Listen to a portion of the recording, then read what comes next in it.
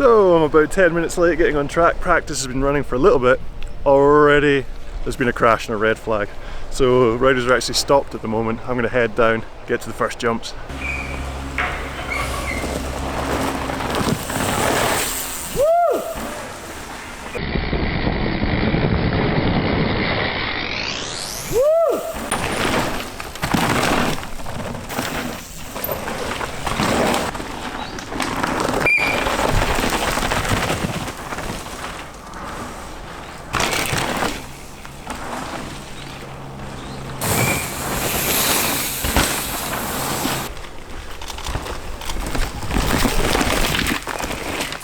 So that first multi-line choice bit is cool. I saw people doing every single line. So that's going to be a good bit to analyse later on. But now, heading out to that big jump into the open.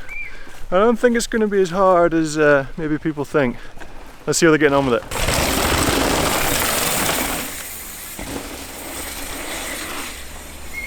What's everyone thinking? Good jump time? I just did the first one, it was tiny. It's I wasn't so going fast, I was like, oh, pull. Yeah, it's like, wham! What's this? This? Yeah. It's my new invention. Yeah? Have you got a patent on it? Oh, I fucking wish. It's the Aussie ring. I thought it was quiet already, this bike. Yeah, it is. I fucking hate chain slap, bro. Oh, yeah. I fucking hate it. Oh.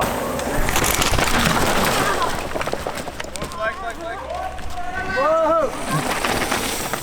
Get it, Andy.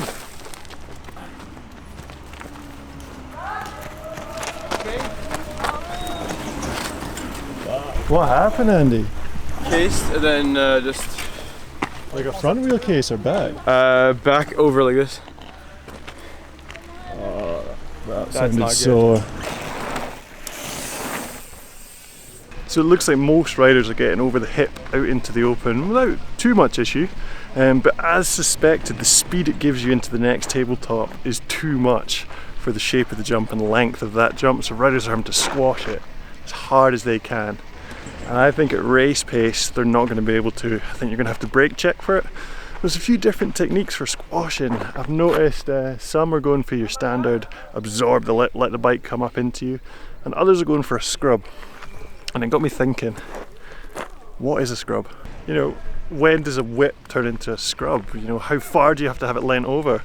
So I've got my own ideas, but what I'd like you to do is you tell me in the comments what you think a scrub is, and then I'll tackle it in a later video.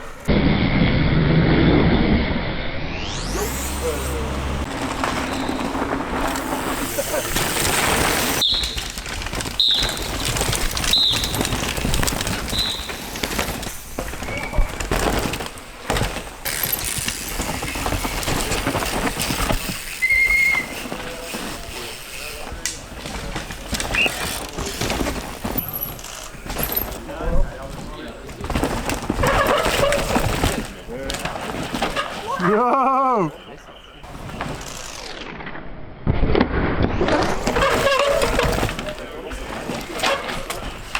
Ooh, looks like that wee sneaky line off the side of the woods working quite nice. And yeah, holy crap, it's so soft and kind of loamy. It's developing like big ruts that are just moving back with every rider. Where your goggles, Lachlan? Those goggles, yes, what?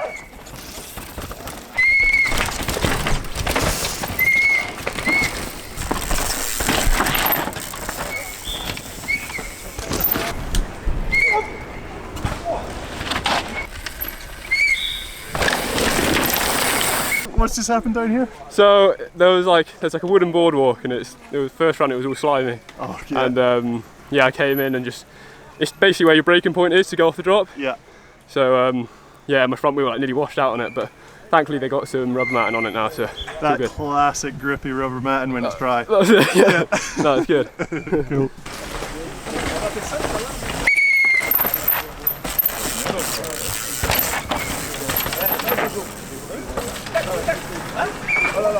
Did you see that endo turn? That was smooth.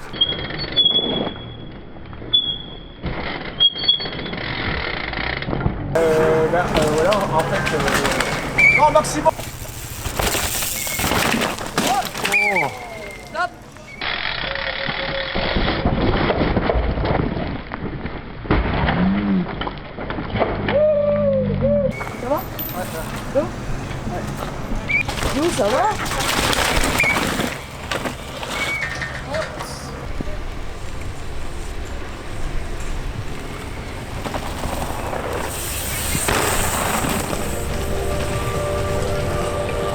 So that is B practice almost done. Hopefully that's given you a good idea of what the track is like, and I've timed that well because the forecast rain is in.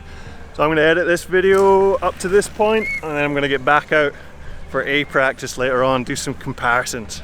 So, catch you in the back of the top right now. And we're back up, A practice is on. Let's get down to that split bit of track and see what is the fastest line. This is the big split. Here's Henry Kerr doing the left line. And here's Emmanuel Pombo doing the right line.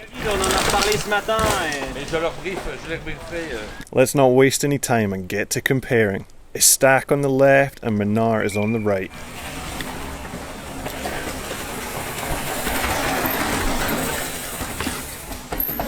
Menard gets to the trees first, holds his speed around that tricky right-hander and takes 0.82 out of Estaque. Let's pitch the fastest person I filmed on the left line against Menard. Laurie Greenland, what you got?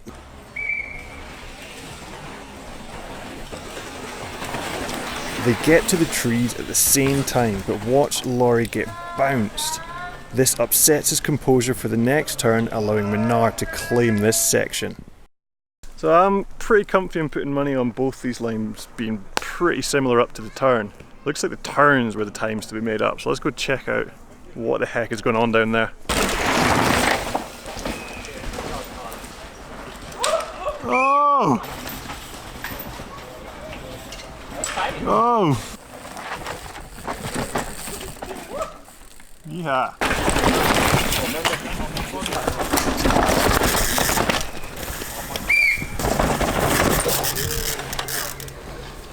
Hey buddy.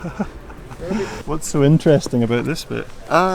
Just like, can't really see the roots or stumps. Yeah. So, each time you go through, it's like, feels different. Yeah. So just trying to see what I'm riding over.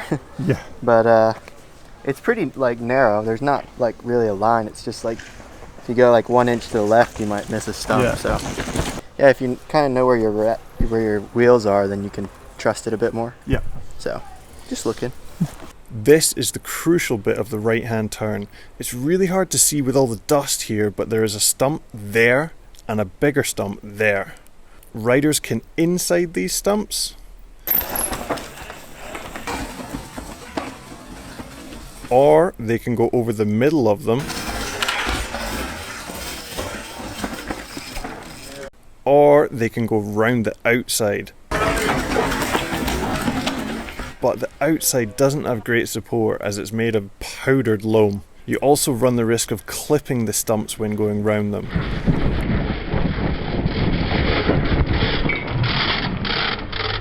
All the lines can be done fast, but inside appears to be the most consistent. For now.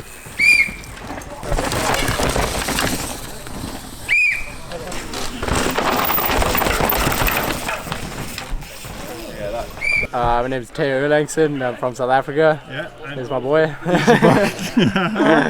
So what were you just saying about the dirt? Yeah, it's nothing like I've ridden before. Yeah. I haven't done much riding in Europe, but yeah, this is not like the dirt back in South Africa. It's like so soft, just like baking flour, and it just changes every run. So, like the tracks in South Africa, do they stay pretty consistent then? Yeah, well, there's not many World Cups and stuff like that, so Okay. it doesn't change as much as this, but also where there are World Cups, it's usually like hard packed dirt, not like this like loamy soft stuff. Yeah. So yeah, pretty interesting to ride. Do you like it? We'll see how the time tells. Time dependent. Let's see who nailed this turn. Shaw on the outside, Hatton in the middle.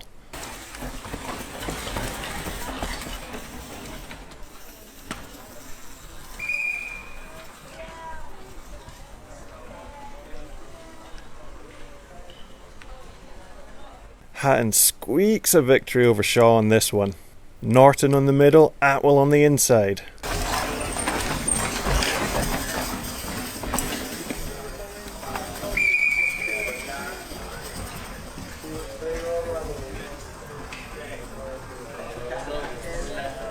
And we have our first draw on CATHROVISION. That's one for the history books.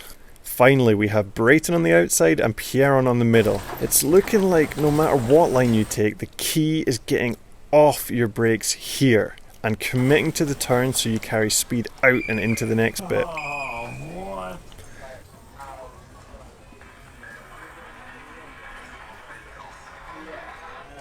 The middle line and Pierron take the honours on this tricky turn. They said it's going to be wet, didn't they?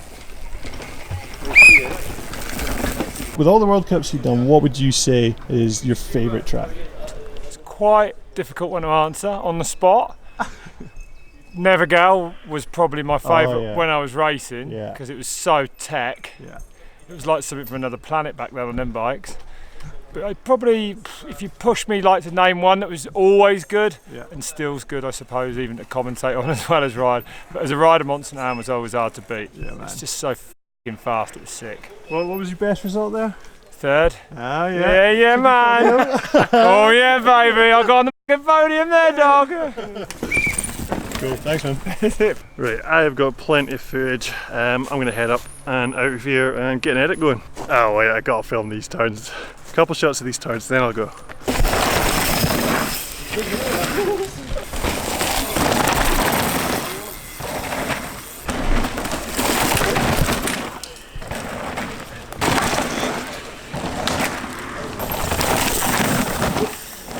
Oh, George!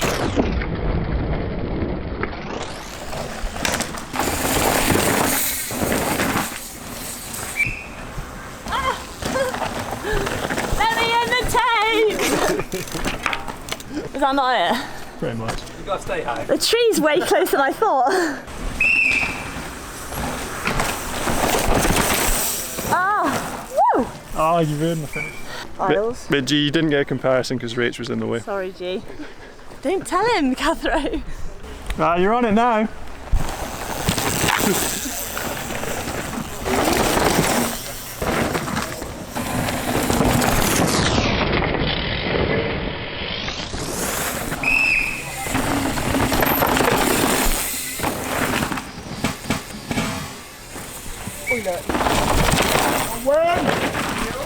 Yo!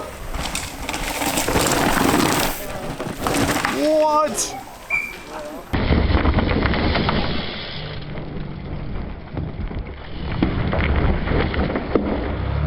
Okay, I couldn't not do a final comparison here. Gwin versus Dakotah.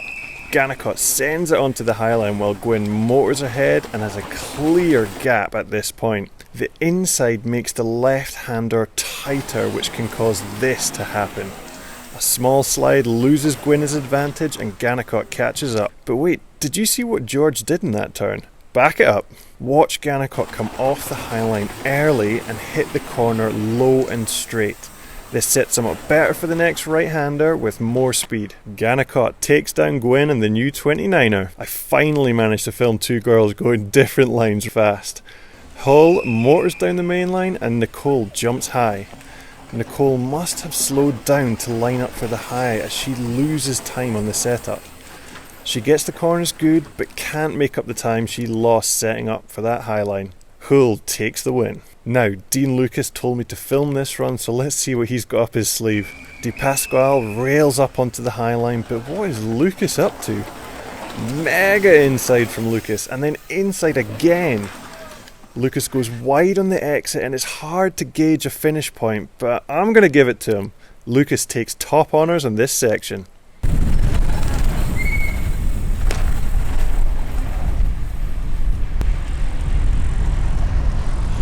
I have so much footage, it is ridiculous. Why not get some more? Let's go around the pits and ask a few questions. Who is the worst at handling their alcohol at the after parties? Who's the worst? I don't know. Well, what's the... Who are we talking about? Anyone. How do you mean handling it, being out of hand or just getting the most drunk? Like who takes the least amount to get pretty drunk? I'd say Chuck, but he never he never drinks though, so that's probably why. He's got no resistance. Yeah, he doesn't have a tolerance he built up. So here's one beer and he's pretty gone. So. Yeah. Well, normally he has one beer. How about who goes too far? I've been known to go too far now and again. Maybe, I reckon Outwill definitely gets on it. Yeah, he did jump in our car bonnet when we were trying to leave. But there you go, you got the answer. You don't yeah, I'd say he'd probably take the crown. He'd be up. Alright, sick. Well, have a good weekend. Nice, cheers, man. This came up as Rob G from Whelset. I was like, surely not Rob Gardner. And then the question was exactly how he talked. He was like, did you... Whoa! Jesus! That was good. Where?